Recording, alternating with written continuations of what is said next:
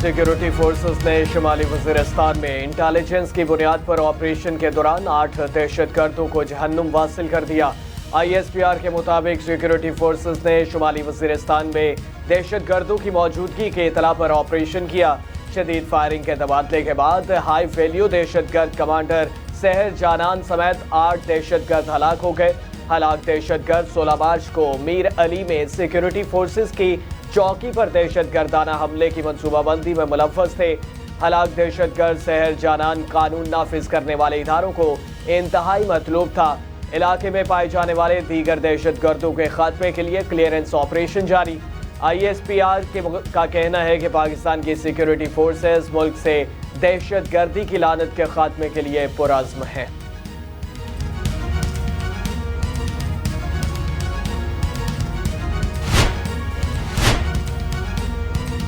IMF mission और मुआशी team के दरमियान मुज़ाकरात का फाइनल राउंड आज होगा। ज़राए के मुताबिक अफसरान के ईस्ट डिक्लेरेशन का मामला और सूबों के साथ मुज़ाकरात आज शेड्यूल हैं।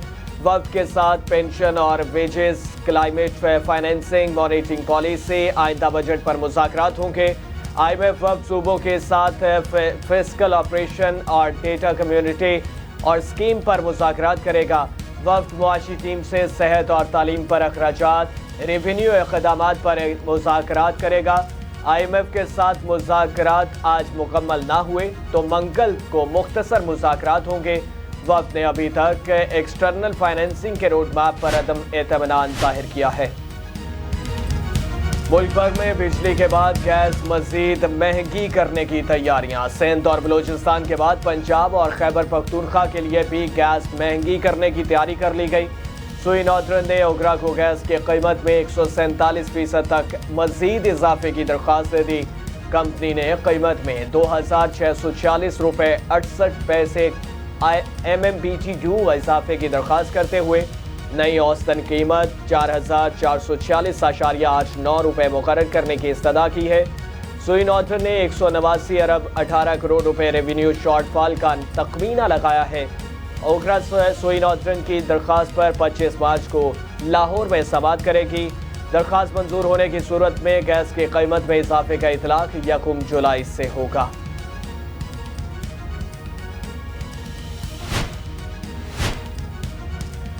हमारी मुल्की मईशत उधार पर चल रही है। बानी PTI के दौर में मुल्क कर्जों में डूबा। हमें कर्जों की अदायगी के लिए IMF से मजीद कर्जे लेने पड़ रहे हैं। वफाकी वज़ीर एहसन इकबाल ने मीडिया से गुफ्तगू करते हुए कहा कि वफाकी हुकूमत को सालाना 7,000 अरब का रेवेन्यू मिलता है, जबकि कर्जों की 5,000 अरब अदायगी करनी है। बानी PTI की हुकूमत ने 4 सालों में 80% कर्ज लिया, जिसकी अदायगी आइंदा हुकूमतों ने करनी है। हमें ज़रई सनती पैदावार को बढ़ाना और दरामदात करना पड़ेंगी। पूरी कौम को मिलकर मेहनत करना होगी। मुल्क में कर्ज की बड़ी वजह करप्शन है, जिसको कंट्रोल करेंगे। मुल्की वसाइल को तरक्की के लिए इस्तेमाल करेंगे। पंजाब काबीना ने 2023-24 के 4,480 अरब रुपए के बजट की मंजूरी दे दी। वज़ीर आला पंजाब मरियम नवाज शरीफ की ज़ेर सदारत पंजाब काबीना का दूसरा इजलास हुआ। इजलास में सूबाई वज़रा, चीफ सेक्रेटरी, IG पंजाब और मुताल्लिका दीगर हुकाम ने शिरकत की। काबीना ने IMF को तसल्ली बख्श ब्रीफिंग देने पर सेक्रेटरी फाइनेंस मुजाहिद शेरदिल को सराहा। सूबाई काबीना ने Punjab sales tax service act में तरमीम की मंजूरी भी दे दी। सूबाई काबीना ने ज़िमनी बजट 2023-24 की मंजूरी दी।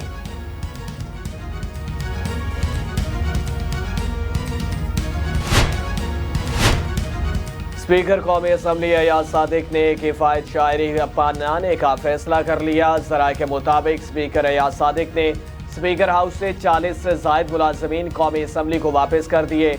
स्पीकर कौमी असम्बली अयाज सादिक का कहना था कि कौमी असम्बली में ज़्यादा एहलकार नहीं चाहिए, सिक्योरिटी की गाड़ियाँ भी कम की जाएँ। ज़राए के मुताबिक अयाज सादिक ने 6 सिक्योरिटी गाड़ियाँ वापस कर दी। स्पीकर कौमी असम्बली ने रवां साल के स्पीकर हाउस और ऑफिस के अखराजात की तफसीलात भी तलब कर ली। सुप्रीम कोर्ट ने बलूचिस्तान के हल्का PB-50 कला अब्दुल्ला में दोबारा इंतखाबात का हुक्म दे दिया। चीफ जस्टिस कासिफ आईसीसा की सरबराही में 3 रुकनी बेंच ने एएनपी के रमजद खान की दरख्वास्त पर समाअत की और अदालत ने हल्का PB 50 कला अब्दुल्ला में दोबारा इंतखाबात कराने का हुक्म इलेक्शन कमीशन समेत तमाम फरीकैन की बाहमी रजामंदी से दिया। सुप्रीम कोर्ट ने इलेक्शन कमीशन का सिर्फ 6 पोलिंग स्टेशन पर दोबारा वोटिंग कराने का हुक्म कलअदम करार देते हुए कहा कि इलेक्शन कमीशन कानून के मुताबिक हल्के में दोबारा पोलिंग करवाए। सेनेट इलेक्शन के लिए उम्मीदवारों के कागजात नामजदगी की जांच पड़ताल का आगाज हो गया। पंजाब में सेनेट की 12 नशिस्तों पर 28 उम्मीदवार मैदान में हैं।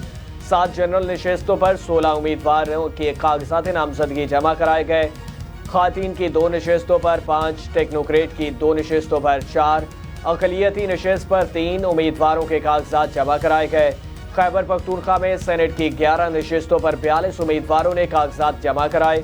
7 जनरल नशिस्तों पर 25 उम्मीदवार मैदान में हैं। टेक्नोक्रेट की 2 नशिस्तों पर 10, खातीन की 2 नशिस्तों पर 7 उम्मीदवार इलेक्शन लड़ेंगे।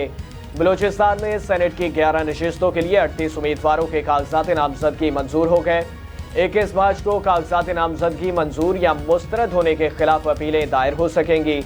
ट्राइब्यूनल की जानिब से अपीलों पर फैसले 25 मार्च तक सादिर किए जाएंगे।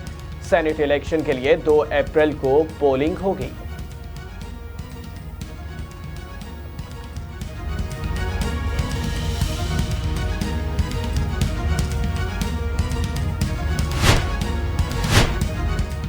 इंतखाबात में शिफाफियत तो 75 साल में सवालिया निशान है। हार और जीत का इलेक्शन के दिन पता चलता है।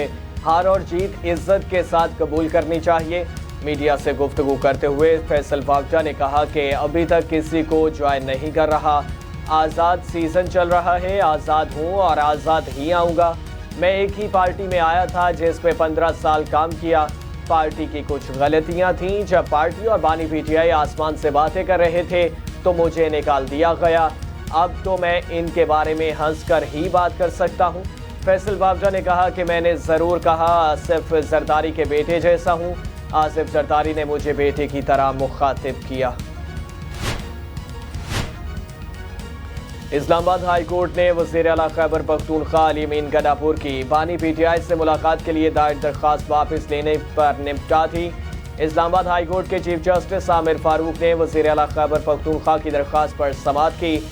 दौरान समाअत अली अमीन गंडापुर के वकील ज़हूर उल हसन के मुआविन ने दरख्वास्त वापस लेने की इस्तदा करते हुए कहा कि हमने मुलाकात के लिए दरख्वास्त दायर कर दी थी मगर हमारी मुलाकात करा दी गई।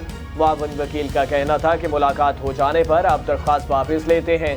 अदालत ने दरख्वास्त वापसी की इस्तदा मंजूर करते हुए दरख्वास्त निपटा दी।